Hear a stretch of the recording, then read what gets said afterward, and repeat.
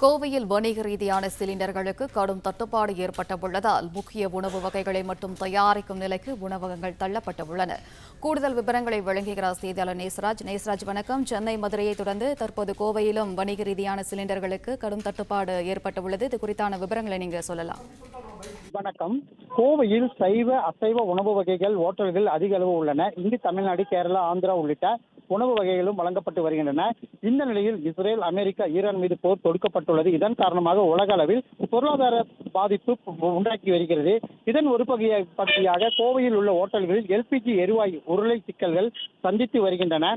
இதே போல ஓட்டல்களிலும் எல்பிஜி எரிபொருள் என்பதால் தினசரி பற்றாக்குறையை எதிர்கொண்டு வருவதாகவும், முக்கியமான உணவுப் பொருட்கள் மட்டுமே வழங்கப்படும் என ஓட்டல் முன்பு ஒரு பதாகையை வைத்துள்ளனர். அதே போல ஓட்டல்களில் மாற்று ஏற்பாடு செய்து கொள்ளுமாறும் அறிவுறுத்தப்பட்டுள்ளனர்.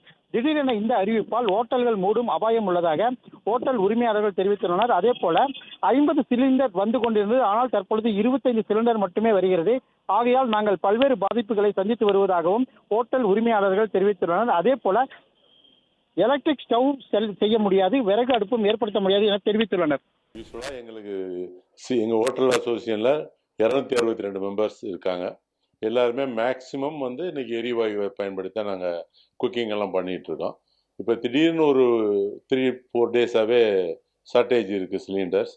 அதுவும் எக்ஸ்பெஷலி நேற்றுலேருந்து 50% தான் கொடுக்குறாங்க. யூஸ்வலாக நாங்கள் ஒரு 50 சிலிண்டர் எங்களுக்கு ஒரு ரெஸ்டாரண்ட்டுக்கு தேவைன்னா 25 சிலிண்டர் தான் கொடுக்குறாங்க.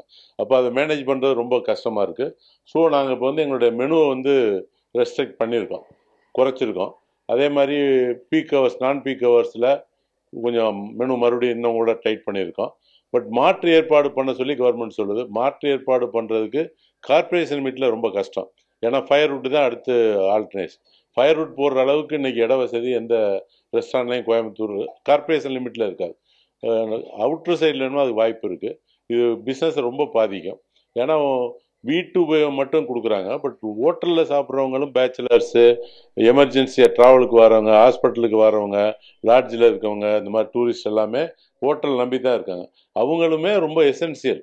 இது வீட்டு உபயோகம் மட்டுமே இல்லை, ரெஸ்டாரண்ட்டுமே ரொம்ப ஃபுட் ரொம்ப எசென்சியல். கவர்மெண்ட் கண்டிப்பாக அதை கன்சிடர் பண்ணி ஹோட்டலுக்கும் தடை இல்லாமல் சிலிண்டர் விநியோகம் பண்ணால் தான் இந்த தொழிலை பாதுகாக்க முடியும்.